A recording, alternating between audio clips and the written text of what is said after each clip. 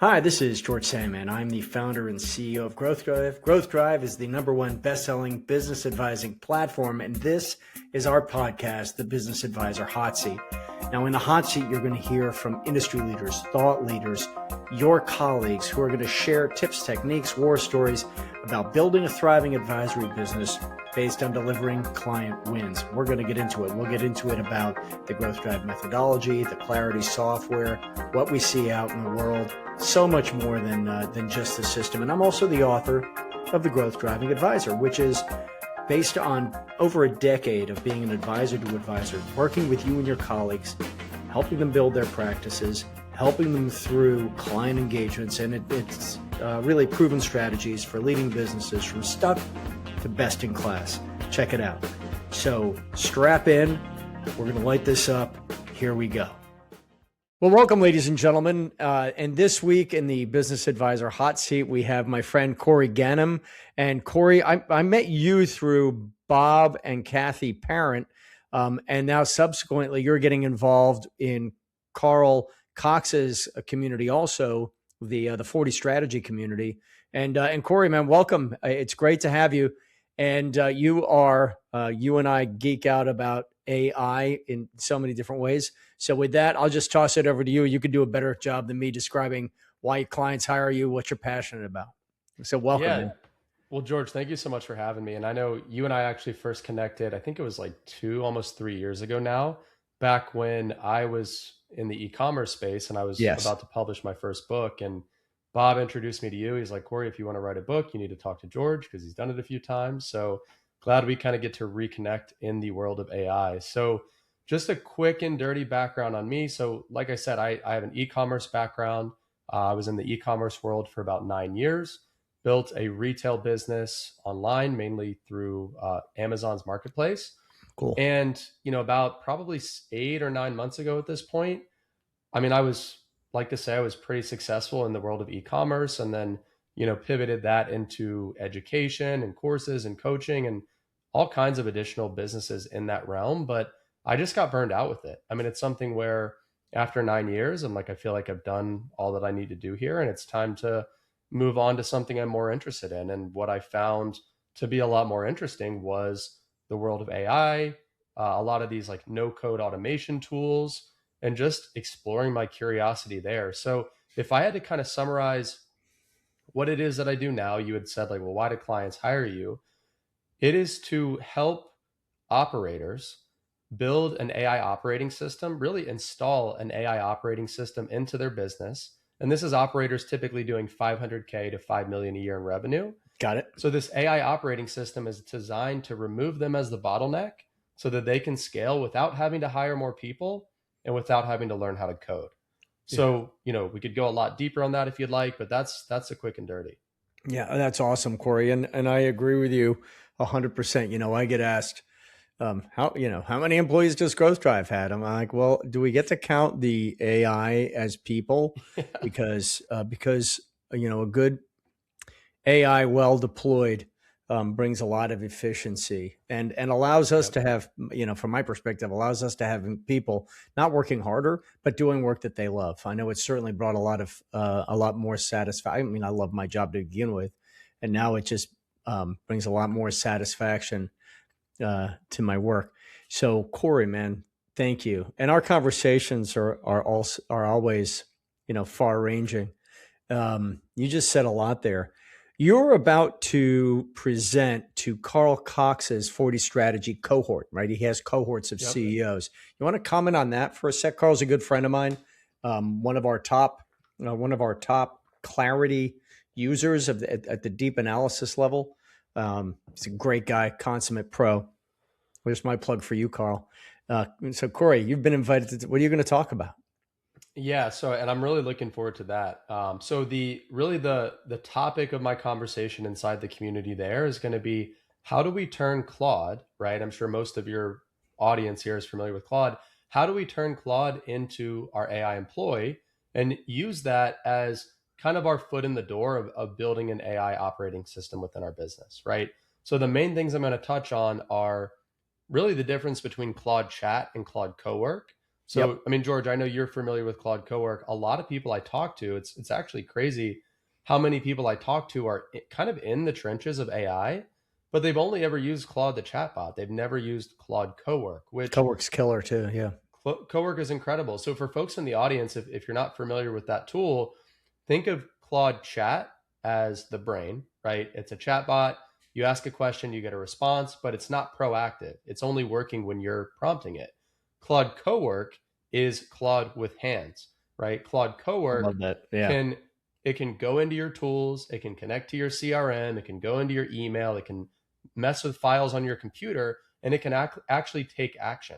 So it's like if Claude Chat is level 1, Claude Cowork is level 2, and it allows you to actually automate a lot of knowledge work that either you were doing yourself, or you were having an employee do, or you were maybe paying a virtual assistant to do, right? So again, within the context of Carl's community, we're going to be focusing a lot of our conversation on Claude Cowork, and then specifically how to build skills.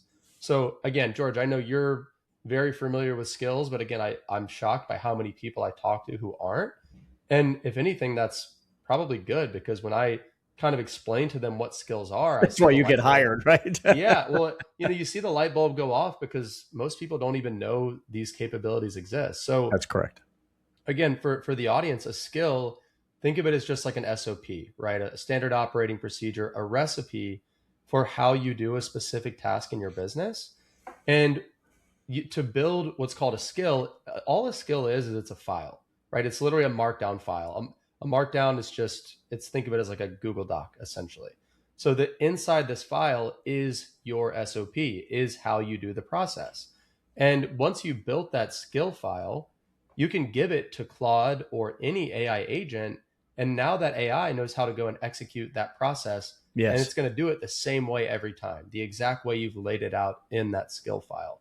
So in the process of building a skill is actually really easy. Claude has a built-in skill builder skill, right? Which sounds kind of crazy, but I could go to Claude and say, hey, Claude, I'm doing this process this way. It's these 6 steps.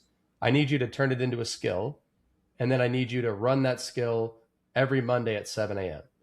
And then it literally packages it into an automation. You can schedule it for 7 a.m. every Monday, and then it goes and executes without your intervention every time. So it's amazing technology. It is amazing.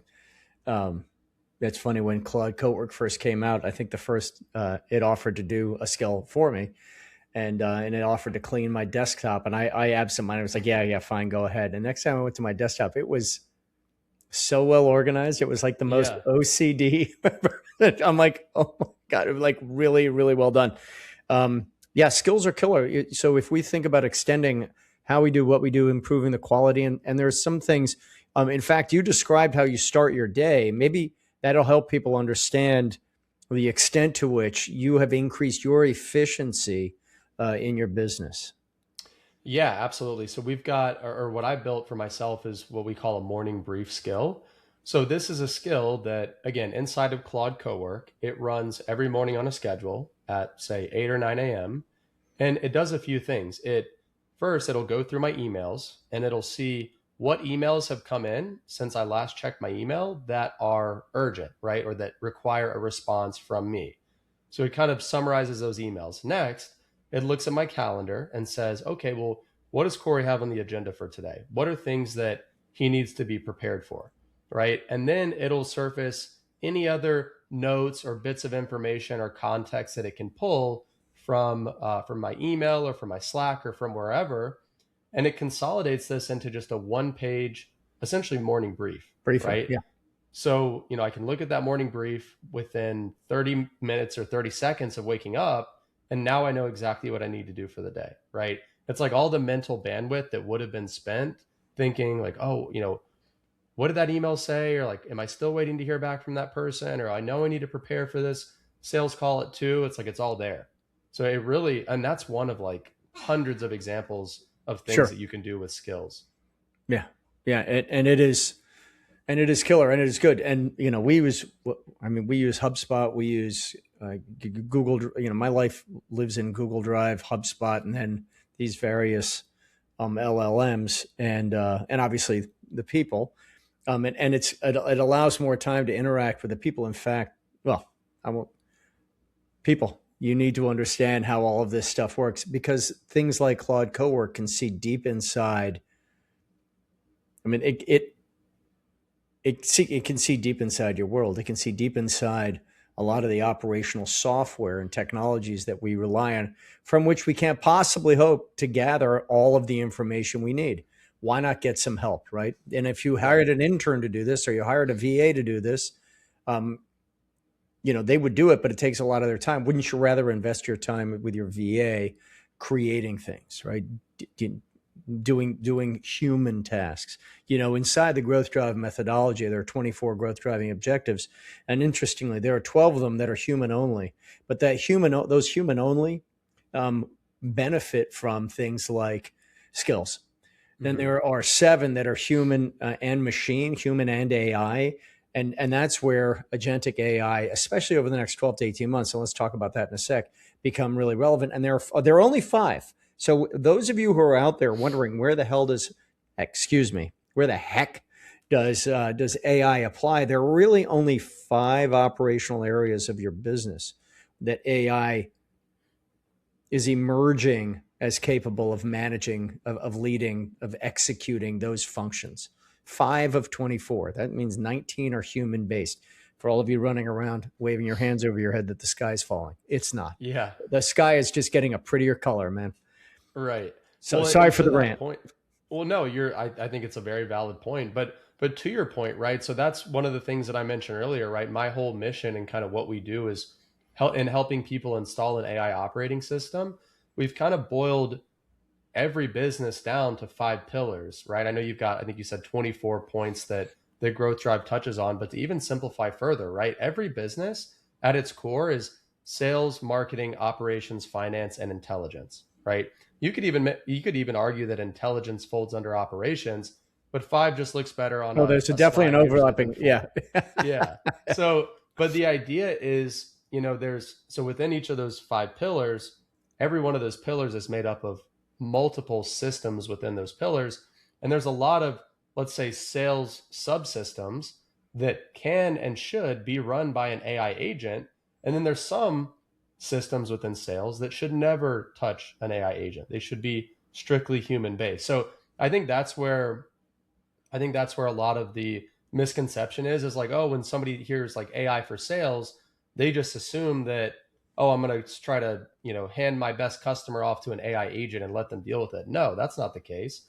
We would never, that's an example of something we would always keep human, but where AI can really shine in a sales context, for example, is what we call a speed to lead agent, which in my opinion is the highest ROI agent any operator can build, where a lead comes in and you built an AI agent that can respond in a personalized manner to that lead within 60 seconds and kind of move it down the funnel to get it to where it's, booking a call to talk with a human.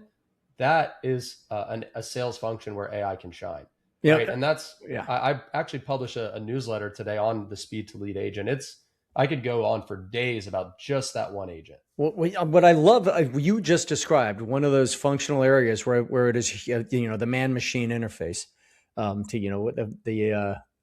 Let's just go with the man-machine interface or the woman-machine interface, the human-machine interface.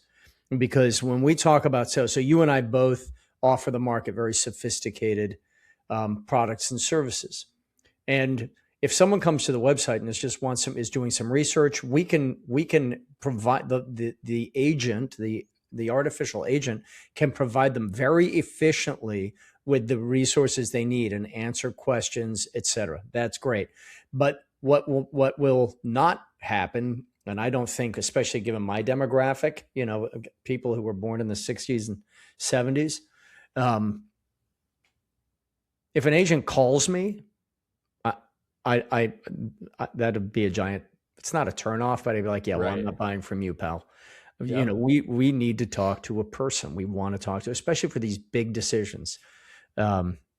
So just illustrating your point. By the way, I want to read your newsletter. I want to make sure we're doing it. And we love best practices, Yeah, I'll put you on the list. And it's funny enough. So the example that I was writing about in my newsletter today. So this was for a client of mine who's actually a client of Carl Cox's as well. He knows them well, but this is a husband and wife duo, right, that operate a wedding venue rental business.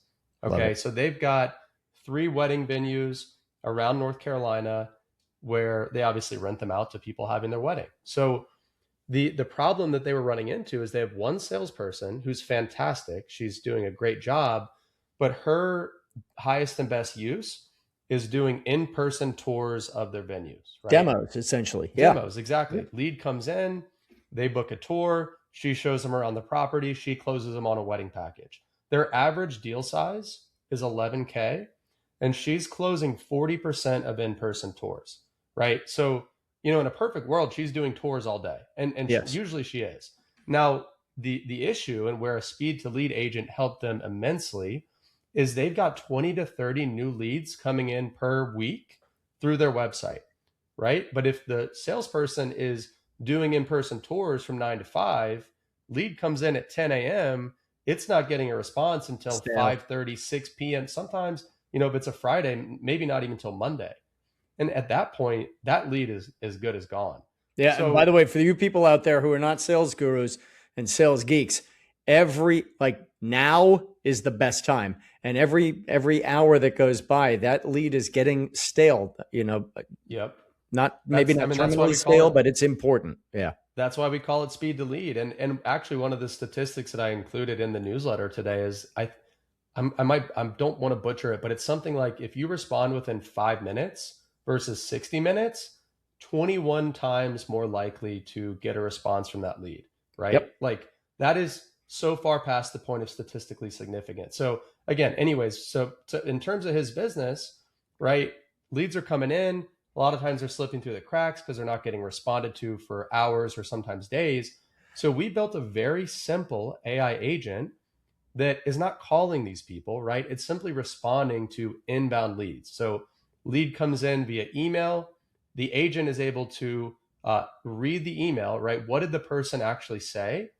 And then it can reference the client's actual information about the venue. So if the lead reaches out about, the barn venue, the agent is going to say, okay, well, what do I know about the barn? It can seat 150 people.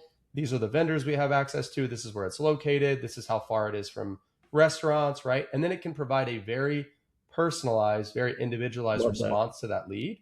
Yep. And then essentially get that lead to book a tour with the salesperson. And so again, if the salesperson's in-person close rate is 40%, if the agent can book 2 additional tours per month, which it easily can, then you're talking about $11,000 in additional revenue per month for an agent that, it's like a 2-hour build, really. Yeah. I love that. And I don't know if you've read it. If you haven't, you might really like it. There's a great book out there by Mark Roberge, Roberge. It's called The Sales Acceleration Formula. And he provides fantastic data on exactly that speed to lead philosophy. And it's not jumping all over people, wrapping them in a bear hug. It's like, hey, thanks for coming. What information would be helpful? And right. It's that simple. And it's a better customer experience because like they reached out fully expecting not to hear back from you for hours or even days. And when they're so pleasantly surprised when they get a response 90 seconds later, that's not just hey, we received your email, we'll get back to you within 48 hours. Which is better than nothing, right? Which is better than nothing. Yep. But I'll tell you what's better than that is, hey, Kim, thanks so much for reaching out. I understand you're interested in our barn venue. It's a great place. We'd love to have you there. What is it specifically that you're interested in with the barn? Here's a couple of key points that you might be interested in. Let us know how we can help you. And by the way, if you want to come out and check out the property for yourself, here's a link to book a tour. Like that type of response is top tier customer service and is 100% going to book more tours, therefore going to make you more money. It's funny. I'm busy working on a white paper, and you just hit on, you want to, when is customer satisfaction generated? All the time. Yeah. And that is, you had me at hello. So I love that, man. What what else are you working on? So that's what you're gonna talk to Carl's community about building AI and Claude Cowork. It's interesting. Our own AI has we have a maybe you and I should talk about, and you can help the market understand. I'm going to ask you. This is a softball. What's the difference between an LLM and a RAG, or a retrieval augmented generation? Yeah, so the LLM is kind of the brain. So the I guess the RAG is like the database that the LLM pulls from, right? That's my Yep. understanding. Now, Yep. I will say I'm not the most technical by any means. I'm familiar with those from a high level, but the LLM is, it's your Chat GPT or your Claude. Big. It's Yeah. the chat bot that, hey, I have a question and it's going to give me an answer. RAG, again, as far as my understanding is concerned, is the database that powers the LLM, right? Yeah. So it's not like these LLMs aren't just like, godlike beings that just know everything. It's No. they're pulling from a database, a very large one at that, Yep. where they're able to go and essentially anticipate what it is that you're looking for, and it pulls it from a database like a RAG database. At least Yeah. that's my understanding. Yeah. Yeah. Totally. And it's what people. It's interesting because users tend to believe that if they're using like the type of answer they would get from just going to Claude, right? Just out to Claude generally is the type of answer they're going to get from any AI. And it's like, well, no, Perplexity and Claude and Gemini and ChatGPT, that is one experience, and they're similar, right? They're not the same, Right. but they're similar.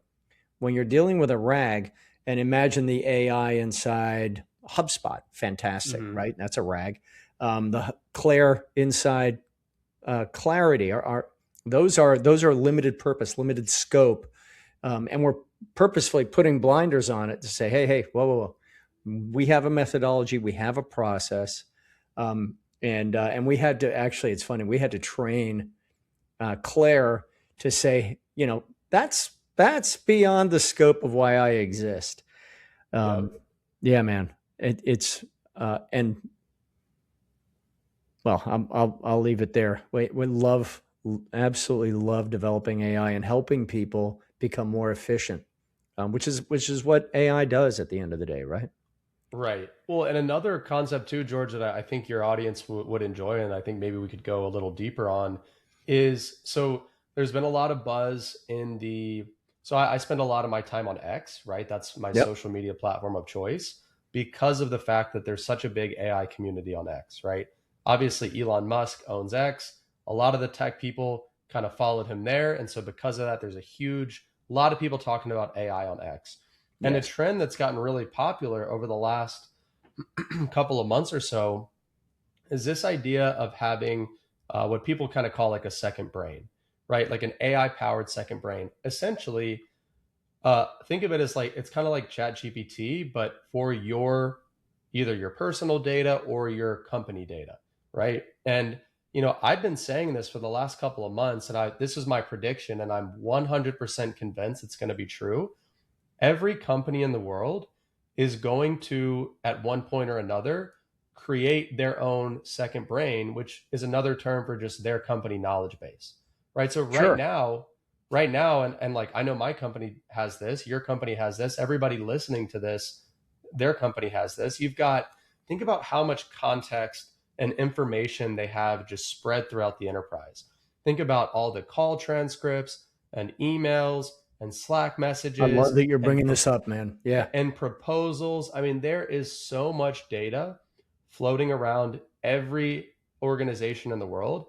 What if that organization had all of that data in one centralized repository that they could query at any given time for a number of reasons, right? Anything from, well, hey, what did me and Kim talk about on that call 2 weeks ago? What was the decision we needed for client X? All the way up to, hey, let's look at the trends of the amount of emails that our employees have been sending at what parts of the day over the last 3 years so that we can determine, whatever. Like there's Whatever. Yeah.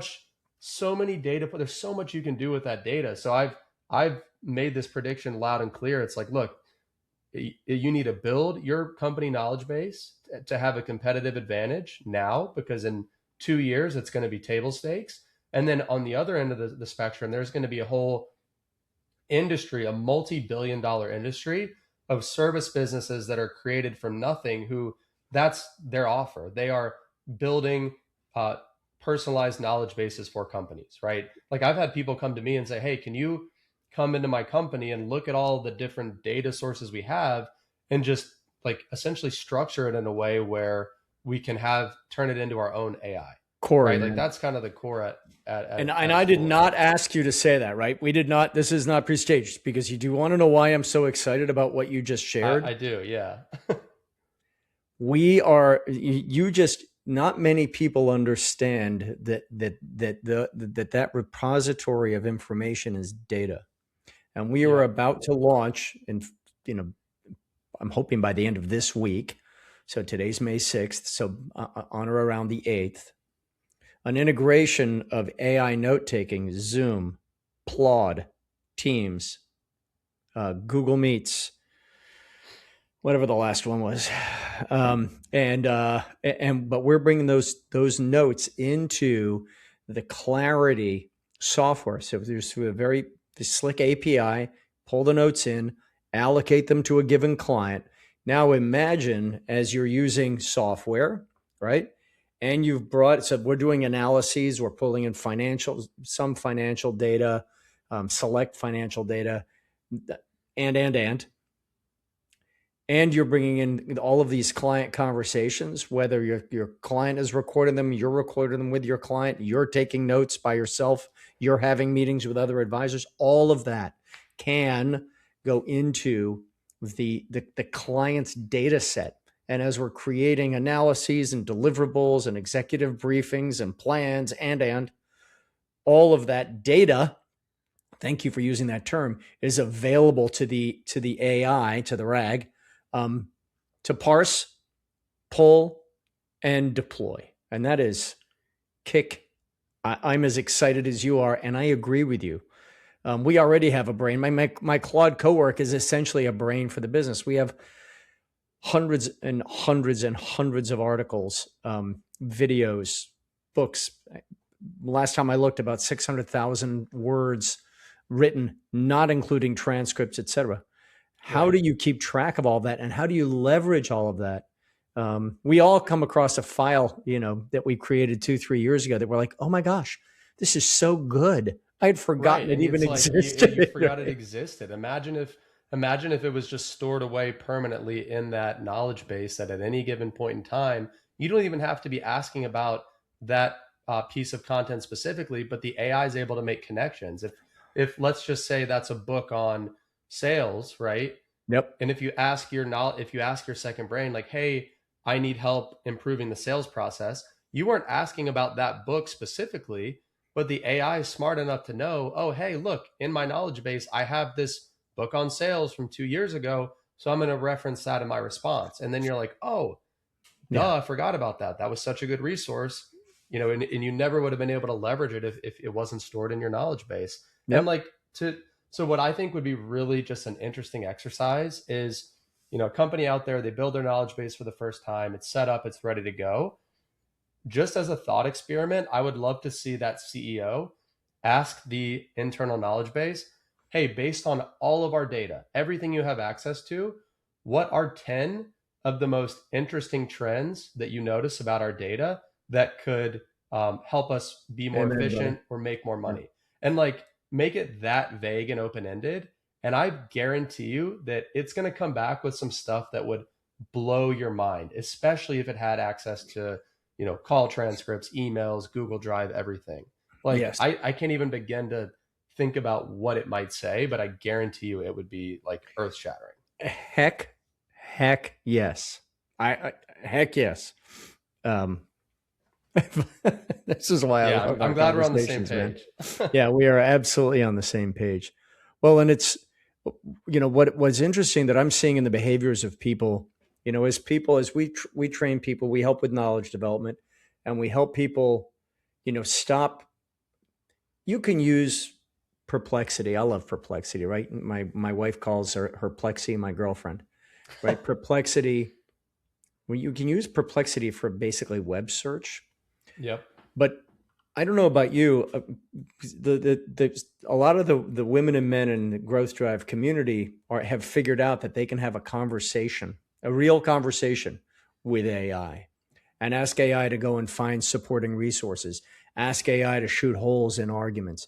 Go far, so much further. And in fact, we have a tool that my friend Andy Weevil created called a sparring partner. Now that is a negative. Think of that as an ill-tempered drill sergeant. But Yeah. but but but you can use AI we're busy finishing a white paper. I'm in an open conversation. I love chat for certain open AI, and we also our own RAG has both OpenAI and Anthropic Yep. capabilities, and I find myself having conversations. It's the best Yeah. in ways that I can pick up. I certainly have colleagues I could discuss this stuff with, but not as time efficiently and not as timely as Right. literally having a conversation with Claire, who I affectionately call Claire One, my Claire out in the wild, as a custom chat. Yeah, I like looking at it as a thinking partner. I mean, I do this all Totally. the time. I mean, there's so many times, especially at night, if I just have like an idea pop into my head, and it's like I'm not going to call out my business partner at 10 p.m., but I can just pull up a Claude chat and kind of bounce that idea off Claude. And I think the important thing to keep in mind is a lot of times it'll tell you what you want to hear. So a Yes. lot of It's like times a in fan. my prompt, I will be Yeah. clear and say, hey, don't just take what I'm telling you at face value. I want you to give me real feedback, and if there's holes to poke here, then poke the holes. And And usually, just by saying that, it'll give you a much more objective response. yeah, yeah. I actually have taught both both my Anthropic and my OpenAI part friends to respond to yes, no, maybe so. And Yeah, then they'll that's their prompt to shoot holes in my thinking. And we should talk about the downside, which is yep, that AI. There are a couple of things. One, if you keep a thread going too long, AI can start to your analysis starts to degrade. They're getting better, but yep, it can degrade, and AI can be it's it's not wrong like it used to be. Like it used to say, the sky is purple. That was early. That's going back a year or two, but it will state a fact. You better double check, do your homework because, and I've had it happen here recently where it stated something that I just happened to have the knowledge that it was just wrong. And right, ladies and gentlemen, AI makes mistakes like an intern would, right? Like a yep, colleague would. And it's getting, AI tomorrow will be better than it is today. Today, AI is the worst that it'll be in history because it'll be better tomorrow. yep, Which is very cool. Very, very absolutely. cool. No, it So is what do you important to keep see? that in. I Go was just ahead, going to Corey. say Sorry. it is important to keep that in mind that there is a lot of fact checking that still needs to be done. Like I think that's where Yeah. people get into hot water is they ask a question about something that they maybe don't have a lot of context around or don't really know, and then they get a response from the AI that's very confident. It looks legitimate. It sounds good on paper, but it's incorrect, right? Either it was overinflated or it was underinflated, or sometimes it was just made up entirely. So being able to kind of fact check it, I think is just good best practice. Well, and I'm not going to give away what we're doing behind the scenes, but do you find yourself, or I will, and I love your comment. Like I will take this white paper on which I'm working, and I can periodically move it. I'm working on it in an open AI or in my own Claire one, but I will take it over to my Claude that has been trained a little less. What was interesting is that my Claude project came up to speed really accurately with far less information than my original. Now, of course, we're a year into it, so that's not really a fair comparison. But I will use one model to fact check. I'm like, okay, I want you to look at my sources, and this isn't something that happens in very fast, and it may take it a few minutes. But I'm Yep. like, please fact check this. Check my footnotes. Just check it, check it, check it. Um, have I made any mistakes? I tend to go and pull articles myself and then feed them, but and that is it's super helpful. Comment? Yeah, agreed. I mean, I do the same thing. I'll bounce one model off the other all the time. It's like, I'll go and I'm doing most of my work in Claude. It gives me an answer, then I'll copy it over to Gemini and say, "Hey, what do you think?" Right? Or, "Hey, Yeah. did I make any mistakes here?" And then just kind of ping-ponging them back and forth. I think that's just general best practice too. Yeah, but and by the way, Gemini is coming on fast. Copilot is getting some black eyes out there. Especially, there was a report that Microsoft itself isn't using Copilot, right? They're Oh, using, really? yeah. So, it might be helpful for folks to hear your perspective. So you work heavily in Claude. Why why do you prefer Claude? What is it about Claude? So it's generally just the Anthropic ecosystem has been the one that I've just gravitated towards for Yeah. I can't even say there's a good reason. I think because when Cowork came out, it was the most accessible agentic tool at the time. There was like I think the first agentic tool I ever used was Manus, which Hmm. is now owned by Meta, and Manus is great. But again, I found I was a heavy ChatGPT user at first. Then I switched to Claude and I felt like the quality of responses in Claude, and Claude's just a better writer too. And I do a Claude is lot a of better writing. writer. That's one of the things where, yeah, Yeah. So because of that, I'm like, well, I'm already doing a lot of my work in Claude. I've kind of gotten used to it. So I kind of just stuck to it. And then again, Cowork came out and I was like, oh, this is the best agentic tool I've used. I'm just going to start using this. So again, it's just where I'm comfortable and it's where a yeah, lot of my stuff already lives. So not to say I don't test other tools. Like I'm a big fan of Perplexity's personal computer, which is their agentic tool. I think it's yep, incredible. I'll it use is it. excellent. Yep. Yeah, I use Perplexity personal computer as more of like my AI assistant, and I use Claude Cowork as like my AI employee, if that makes sense. Like, Yeah. I do a lot of like my knowledge work in Cowork, and I do a lot of my just like follow ups and admin and just general assistant style work with Perplexity Computer. It's interesting. I was using OpenAI for analysis, right? I really liked its analytical. It's like talking to an engineer, Yeah, and it softened that edge. OpenAI is not stupid. They're listening. They're reacting to the market. And I found that Claude, Anthropic, was a better writer, was more of an artist, right? A better right. writer, gave me much, prettier deliverables. Now, in the last just 2 or 3 weeks, OpenAI has said, "Oh, you think our thinking is good, but our output is ugly? No problem. We're going to give you beautiful outputs." And so now they're neck and neck again. I agree with you, but they feel different when you're operating them. Yeah, So it's almost like having these two colleagues yeah, that, by the way, I'm speaking selfishly, allow me to dump a bunch of ideas. So I do a lot of methodology development, process development for our community, hmm, and it allows me to dump. I've always done I've always dictated. Like I wrote my book, I just started talking, and a hundred yep, thousand words later, that's a lot of talking.